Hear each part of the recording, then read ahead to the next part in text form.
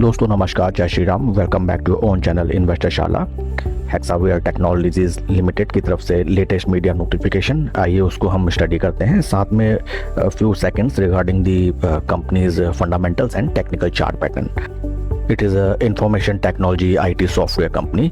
Company is a global digital and technological services company with artificial intelligence at its core.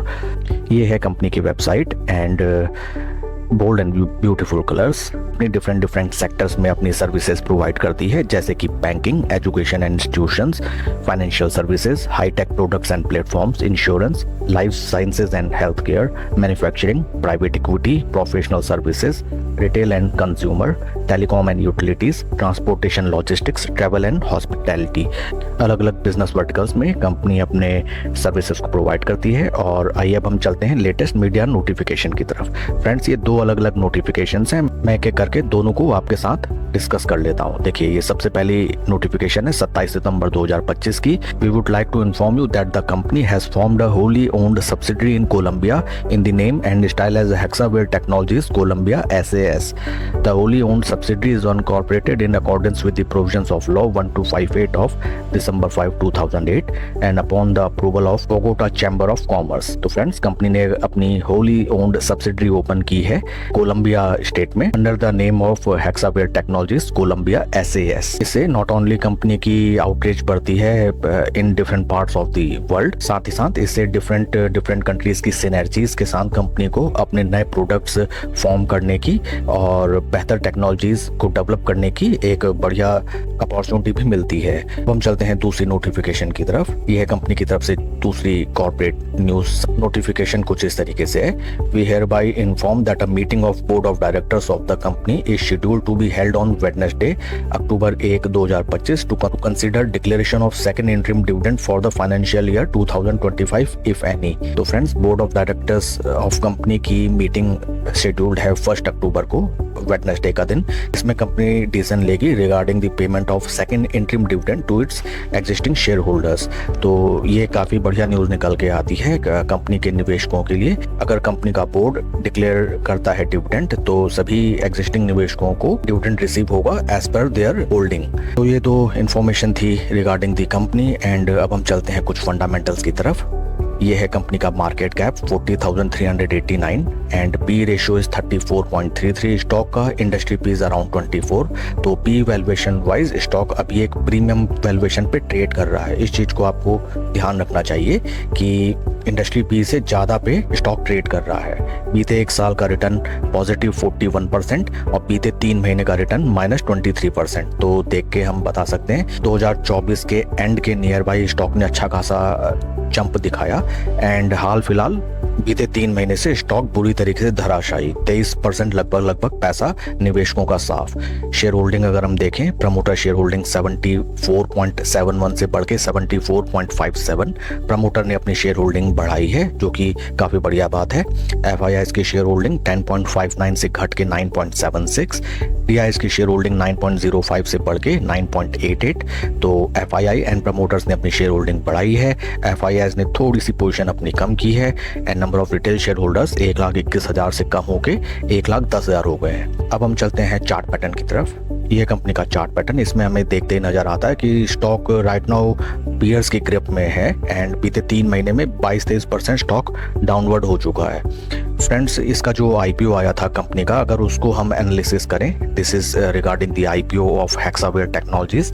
Stock company ने offer किया था लगभग 708 रुपए के अपर फ्लोर प्राइस पे एंड 709 से देखिए, अगर हम इसके पीछे की ब्रीफ हिस्ट्री देखें, देखिए ऑपरेटर गेम कुछ इस तरीके से खेलते हैं। 709 रुपए में कंपनी ने प्रोवाइड किया था इन IPO एंड वहां से स्टॉक को अच्छा खासा दौड़ाया गया 20% एंड जितने भी बड़ी पार्टीज थे, जितने बड़े निवेशक जिनको IPO में शेयर मिले थे, उन्होंने यहाँ पे देखिए पूरा अपना माल पंप एंड डंप किया, थोड़ा सा खुद ही पैसा लगा के स्टॉक को बढ़ाया, जैसा कि अधिकांश समय किया जाता है। और वहां से देखिए कितनी भीषण स्टॉक में गिरावट आई। फ्रेंड्स, देखिए गिरावट तो मोस्टली सभी शेयर्स में आती है, लेकिन अगर आप इसको स्टडी करें तो देखिए यहाँ पे किया गया डिस्ट्रीब्यूशन, पूरा माल आम जनता को बेचा गया और यहाँ से अच्छा खासा प्रॉफिट बुक करके स्टॉक देखिए यहाँ से धराशायी। वो भी बिना किसी रीज़न। चलिए कोई रीज़न हो या कोई कारण हो, तभी स्टॉक मार्केट में कहा जाता है कि स्टॉक देखिए कितना भी ऊपर बढ़ सकता है और कितना भी नीचे आ सकता है। अगर आप होप ट्रेडिंग करेंगे तो आप ऑलवेज लॉस बियर करेंगे। स्टॉक ने देखिए 20% का यहाँ से जंप दिखाया एंड अपर लिमिट पे अपना हाई लगाया 847 रुपये और वहाँ से लगभग स्टॉक 30% डाउन। क्या रीज़न था कि 20% बढ़ा, नहीं मालूम। क्या परसेंट था टॉप से 30% टूटा, नहीं मालूम। उसके बाद देखिए स्लो एंड स्टडी स्टॉक में रिकवरी आई। स्टॉक अपने इंट्रिंसिक वैल्यू के नियर बाई यहाँ पे बड़े लोगों ने अगेन अपनी पोजीशन बनाई। स्लो एंड स्टडी देखिए उन्होंने पूरी रैली को सेल किया, बहुत अच्छी इसमें रैली आई एंड अगेन वहाँ पे देखिए सेम लेवल्स पे डिस्ट्रीब्यूशन किया गया। पूरी जनता जब यहाँ पे खरीदने आई, सबको माल बेचा गया, जिसको जिस रेट में खरीदना था उन्होंने खरीदा एंड देखिए यहाँ पे रन अवे गैप और वहाँ से स्टॉक क्रैश। देखिए ये भी लगभग यहाँ से स्टॉक 25-30% डाउन।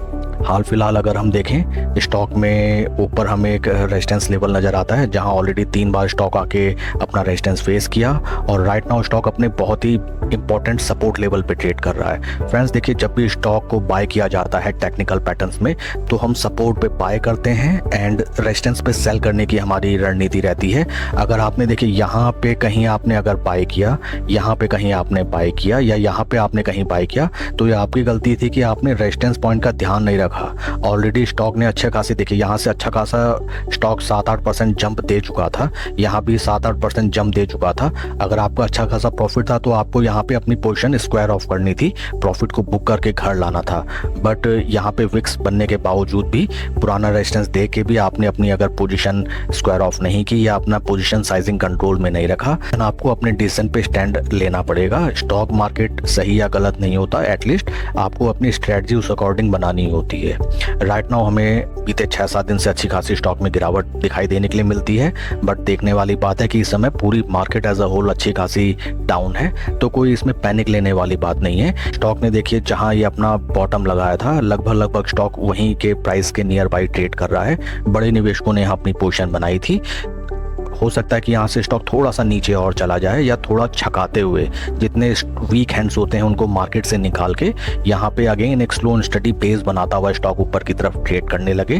अपर लेवल पे आपको ये रेजिस्टेंस लेवल का ध्यान देना होगा। यहाँ पे स्टॉक अगर कुछ दिन स्पेंड करके ब्रेकआउट देता है ऊपर की तरफ तो यहाँ पे अगेन हमें लाइफ टाइम हाई आते हुए दिखाई दे सकते हैं। साथ ही साथ आपको ध्यान रखना होगा निफ्टी आईटी सेक्टर का। निफ्टी आईटी सेक्टर भी अभी डाउन चल रहा है, तो निफ्टी आईटी सेक्टर जब बेस बनाते हुए ऊपर चलने लगेगा उस टाइम आप एवरेजिंग का देखें एंड एज मच पैनिक की बात नहीं है, तो बस आप अपनी पोजीशन साइजिंग को ध्यान रखें। स्टॉक मार्केट में nothing is overnight, nothing is for short duration of time. That's it for the video friends. आपके कोई क्वेश्चन या क्वेरी इस स्टॉक के रिगार्डिंग आप कमेंट सेक्शन में पूछें। Please like and subscribe my channel. कोई भी इन्वेस्टमेंट डिसीजन लेने से पहले अपने फाइनेंशियल एडवाइजर से सलाह जरूर लें। Thank you friends.